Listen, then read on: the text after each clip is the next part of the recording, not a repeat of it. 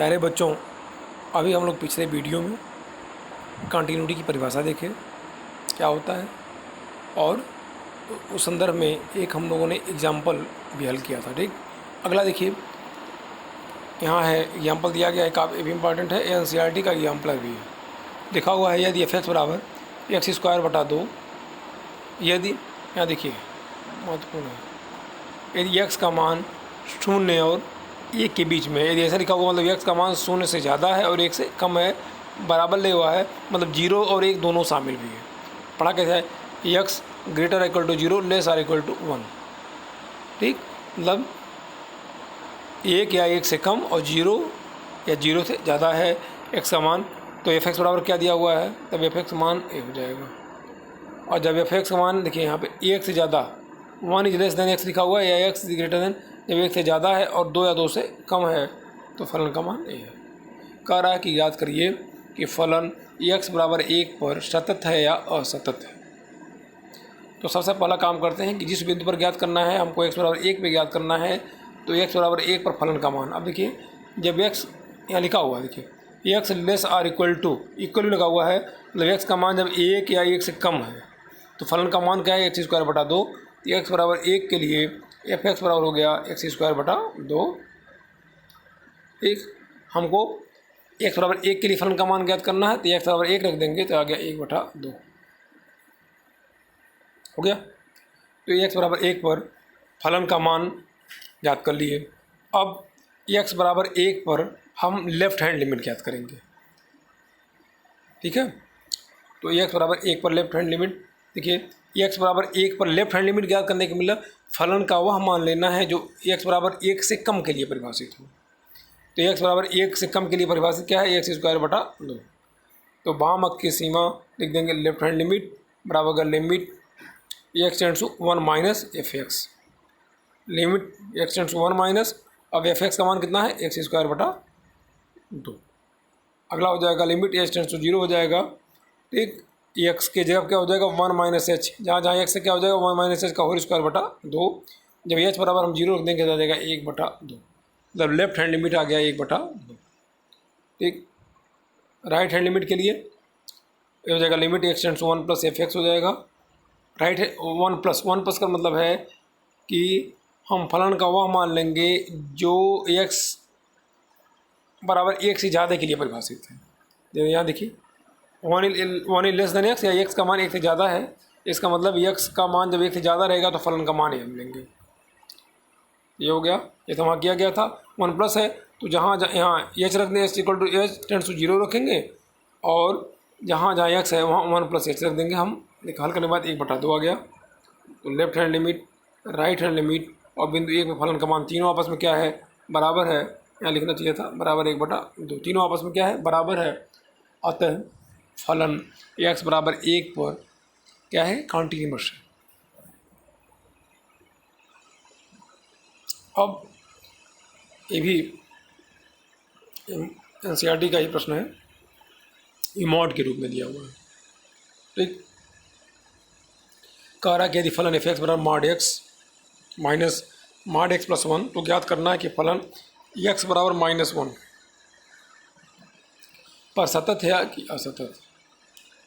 ठीक, तो पहले हल करने के पहले हम जाने मॉड की परिभाषा क्या होती है। देखिए mod x - a बराबर होता है प्लस x - a, जब x का मान a के बराबर या x ऐसे हो।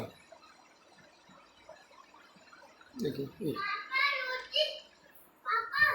ठीक, x जब x का मान a या a से ज़्यादा है तो mod x - a हो जाएगा प्लस x - a हो जाएगा। जब x का मान a से कम है तो यहाँ माइनस हो जाएगा। ठीक, इसी प्रकार से देखिए mod x बराबर होता है माइनस, जब x का मान 0 से कम है, x का मान 0 से कम है तो mod x बराबर क्या हो जाएगा, -x होता है। और जब x का मान 0 या 0 से बड़ा है तो mod x बराबर होता है x होता है। ठीक है ना, उसी का हम लोग यहाँ प्रयोग किए हैं। अब देखिए ये दिया हुआ है, तो f(x) बराबर mod x minus mod x + 1, तथा हमको जांच करनी है x बराबर -1 पर सत्ता की जांच करनी है। ठीक, तो हम चाहें अभी निकाल लें एक्स बराबर -1 फलन का मान, निकालेंगे तो आ जाएगा 1, अभी आगे चल के भी निकालेंगे। ठीक, तो -1 पे जांच करना है। इसका मतलब कि जब x का मान -1 से कम है तब हम देखेंगे फलन का मान कितना है। ये x बराबर -1 पे तो यहाँ निकाल ही गया है, और x ग्रेटर देन -1, 3 स्थितियाँ निकाल लेंगे।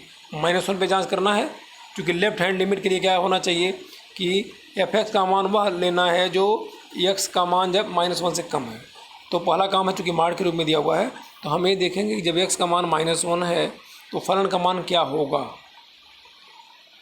तो देखा जाए -1 यहाँ लिखा हुआ x = -1, चूँकि 0 से कम है, तो जब x का मान 0 से, देखिए यहाँ पे 0 से कम है तो ये माड x बराबर क्या हो जाएगा, -x हो जाएगा। देखिए यहाँ माड x के जब हो गया -x हो गया, बीच में माइनस का चिन्ह माइनस हो गया, और यहाँ देखिए माड x + 1 को ऐसे लिखा सकता है, देखिए x - -1। ठीक, और अभी बताया गया है कि जब ऐसे -a बराबर होता है -x - a, जब x का मान a से छोटा हो, या तुलना किया जाए तो a की जगह -1 है, तो जब x का मान -1 से कम है तो ये माइनस हो जाएगा, तो -x + 1 हो गया। हल करेंगे तो आ गया 1 आ गया। ठीक, अगला देखिए,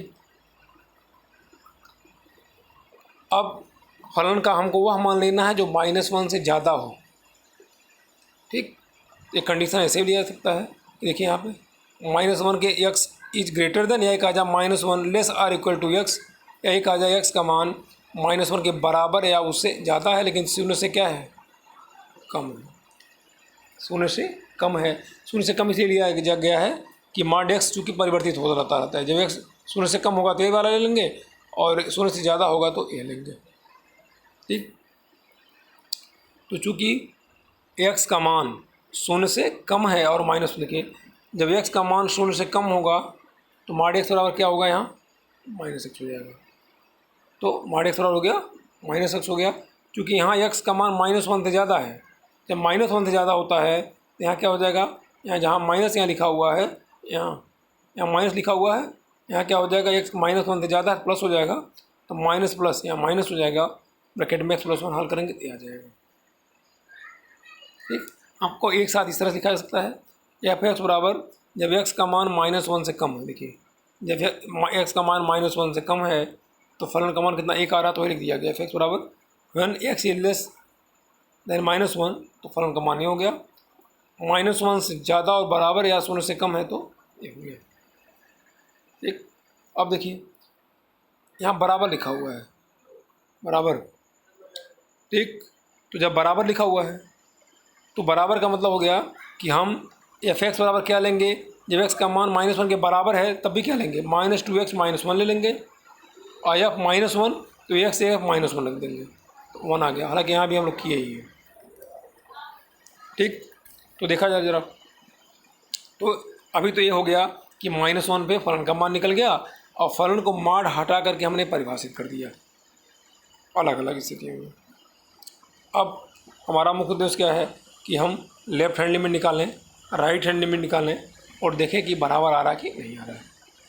तो x बराबर -1 पे लेफ्ट हैंड लिमिट ये हो जाएगा, limit x tends to -1 f(x) हो जाएगा, limit x tends to -1, f(x) का मान मालूम है कि जब -1 से कम है, ठीक है ना, -1 से कम है। लेफ्ट हैंड लिमिट के लिए हम फलन का वह मान लेंगे जिसके लिए x का मान क्या हो, -1 से कम हो। तो जब x का मान -1 से कम है तो फलन का मान 1 आया हुआ है, तो x बराबर -1 रखिए, वहाँ x तो है नहीं, तो सीधे अचर पर आ जाएगा।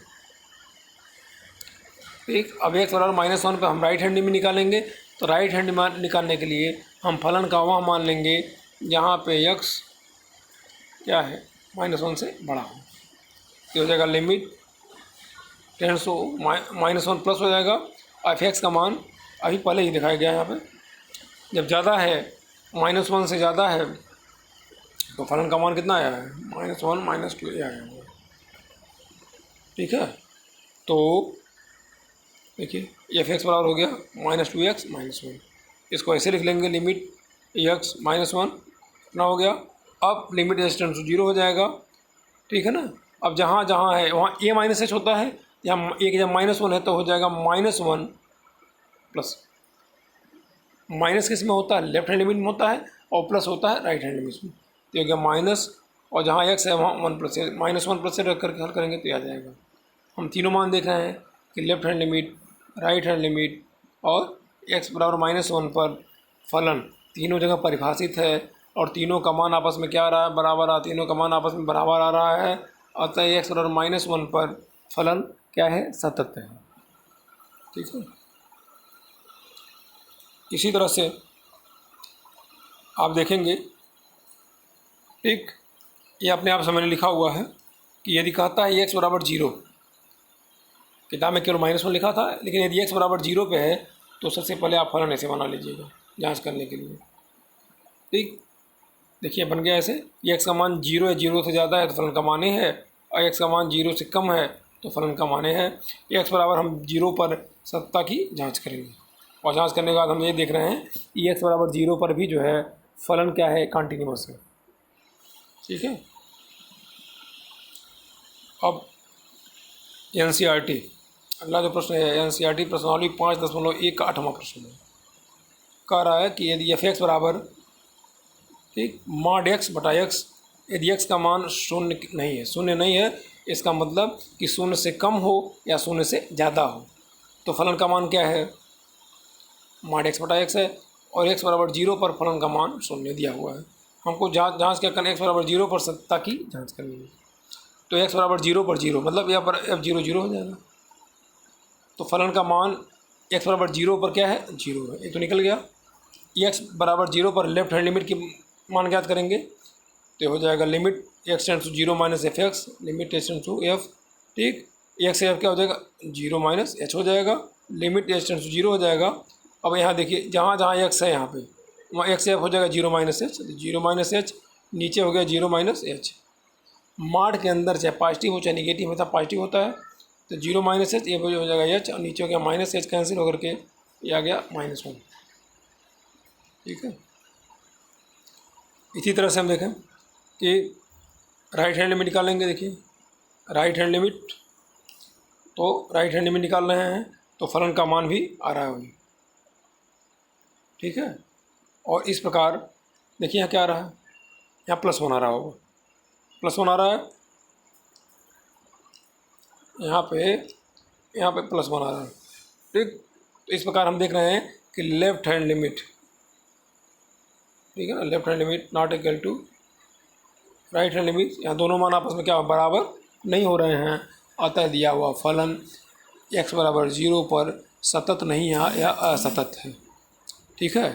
तो इस प्रकार से हम सततता की जांच करेंगे। काफ़ी कुछ प्रश्न दिया हुआ है NCERT के प्रश्न में, आप सब लोग लगाएंगे और एग्जाम्पलर भी लगाएंगे, उसके बाद हल करेंगे, जो नहीं आएंगे उसके पूछेंगे, ठीक है।